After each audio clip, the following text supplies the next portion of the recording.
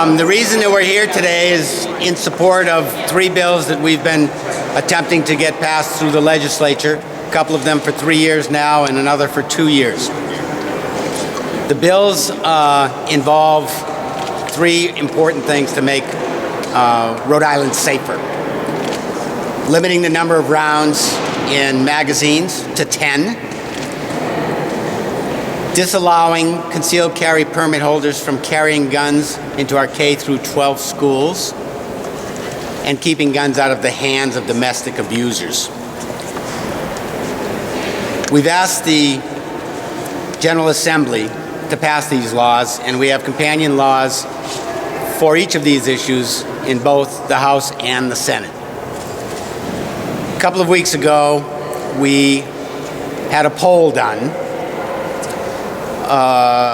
both in across the state and in Newport County and in Cranston, the Speaker's District. And I want to release the results of the poll, and we'll be happy to provide you all with those documents afterwards.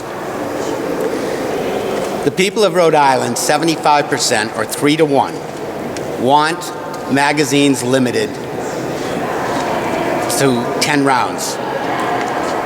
They realize that we can limit the number of bullets in a magazine to 3 for duck hunting, to 5 for deer hunting, in order to keep our populations of ducks and deer from being overkilled.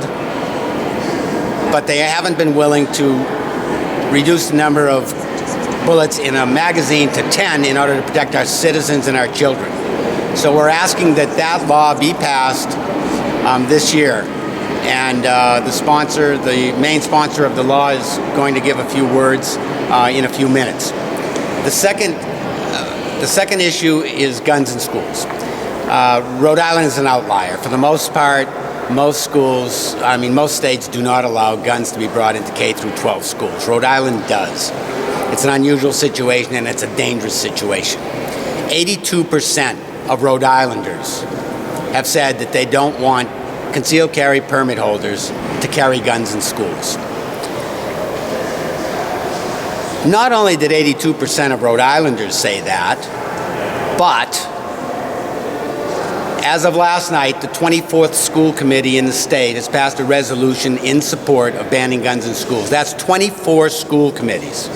In addition, 7 town and city councils have passed resolutions asking that guns be banned in schools. In addition to the school committees and the town councils, and 82% of Rhode Islanders, the governor, of course, Governor Gina Raimondo supports this legislation. The Rhode Island Police Chiefs Association supports this legislation. The National Education Association of Rhode Island supports this legislation. The Rhode Island Association of School Committees supports this legislation. The Rhode Island Association of School Principals supports this regulation. The Rhode Island School Superintendents Association, the Rhode Island Federation of Teachers and Health Professionals, and the Rhode Island League of Cities and Towns have all voted in favor of enacting this bill. So we're asking the legislature for a vote to take it out of the committee and to send it to the floor, because the only people that we know of that are against this legislation is the NRA. The people are for it. Everybody involved with the schools are for it. The NRA is against it. We ask the legislature to support their constituency and vote this bill out of committee, onto the floor, and pass it to keep guns out of our schools. Finally, the third bill, domestic violence legislation. We've not seen higher polling on any subject in Rhode Island that I can recall. 92%. That's 92% of Rhode Islanders support legislation to keep guns out of the hands of domestic violence offenders. So we're asking the General Assembly to do what Rhode Islanders have asked them to do and to pass this piece of legislation. I'm happy to answer any questions that you have. I'd like to first introduce our rep, and I'll be willing to answer questions after on the poll itself, and I'll be willing to give you out packets of information so that you can see all the information yourself, including the crosstabs. But Representative Aaron Ricagv is a real champion on this issue, and he's the lead sponsor on the bill to keep, on the House side, to maximize the number of bullets in a magazine to 10 rounds. So, Representative. Thank you, Jerry. I'll be very brief. I mean, I'm here grateful for all of the advocacy and work that everyone here has been putting in. Particularly grateful for the advocacy of my colleagues who are here, Representative Carson, Representative Ajello, Representative Tanzi, who've been fighting on these issues much longer than I have, and there are others as well. I was very proud this year to introduce the high-capacity magazine legislation, and I put it in because I think it's the right thing to do. I think it's good policy. But I heard a line from the interest groups that oppose it, like the NRA, that said, not only is it not good policy, but this is crazy. This is outside of the mainstream. You're a gun control zealot, and that didn't strike me. That didn't strike me as true. But it's really nice to have these numbers, seeing that my conversations with my constituents, with folks across the state, that those actually are borne out. Rhode Islanders want to see common sense gun control. These are not crazy proposals. These are incredibly reasonable proposals that the vast, vast majority of our constituents want to see. In fact, when you look at these numbers, you see that the zealots, the sort of extremists who have ideological issues with these proposals, are groups like the NRA that are not actually representing the majority of Rhode Islanders. So I'm incredibly grateful for all the work of the coalition and of all of my colleagues who've been fighting on these issues, and I'm hopeful that we're going to be able to bring the will of the people into this General Assembly and make sure that we can pass some of this important legislation. Thank you.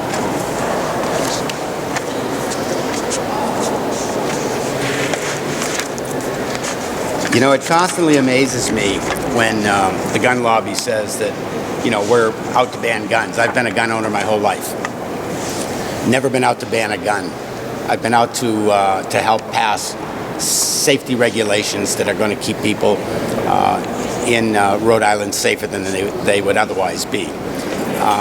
People who fought for airbags in cars and seat belts and speed limits and no drunken driving drivers, they weren't for banning cars. Nobody stood up and said, all you want to do is ban cars. We're doing the same thing. We're for gun safety. And asking for safety isn't asking for a ban. So anytime the gun lobby tries to turn this into all you want to do is ban guns, we've got to reject that. That's not what we talked about. That's not what we've ever said. All we're talking about is gun safety. And I am so happy to introduce another champion here, Edith Ajello, who has been here year after year introducing gun legislation, again, to keep people safer in Rhode Island.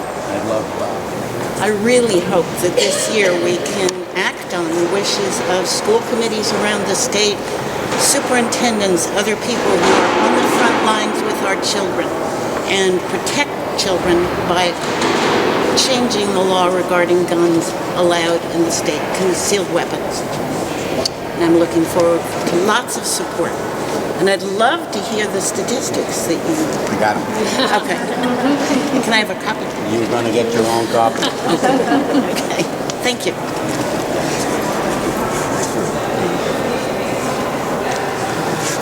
All right, any questions at all on the polls and the numbers? Talk a little bit about how you conducted the poll, like how many people were polled and what your There were 605 statewide.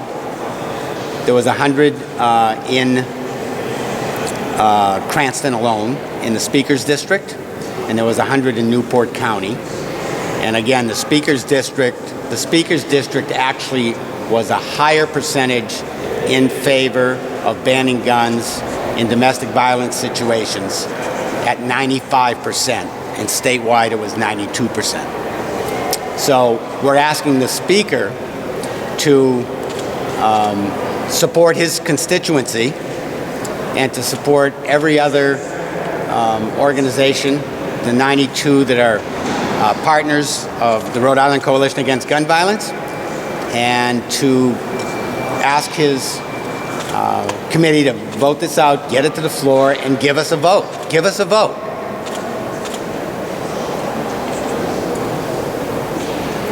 Was it a telephone poll? How was it conducted? Yeah, it was a telephone poll, and I'll give you all the documents, and I'll give you the crosstabs as well, so that you'll know number of men, number of women, whether they're African American, white, what their incomes are. I'll give you everything. Do you have a margin of error? Sorry? Do you have a margin of error? About 4.2%.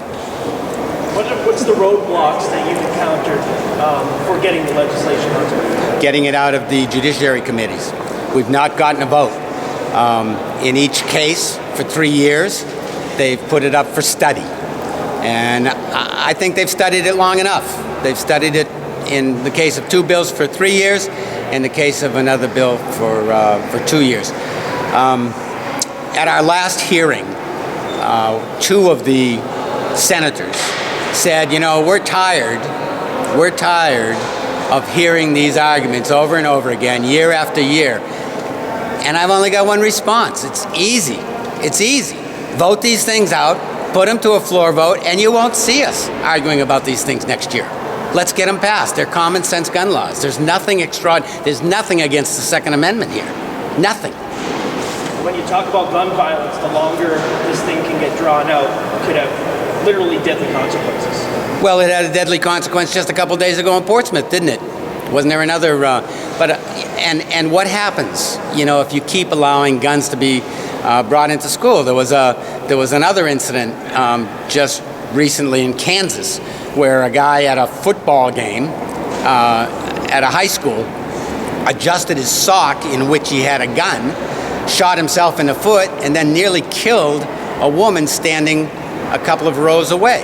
I think it actually went through her leg and hit an artery.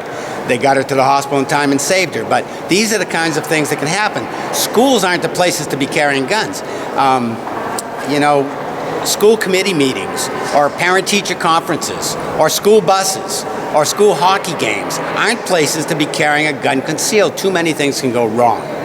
And so we need to fix that.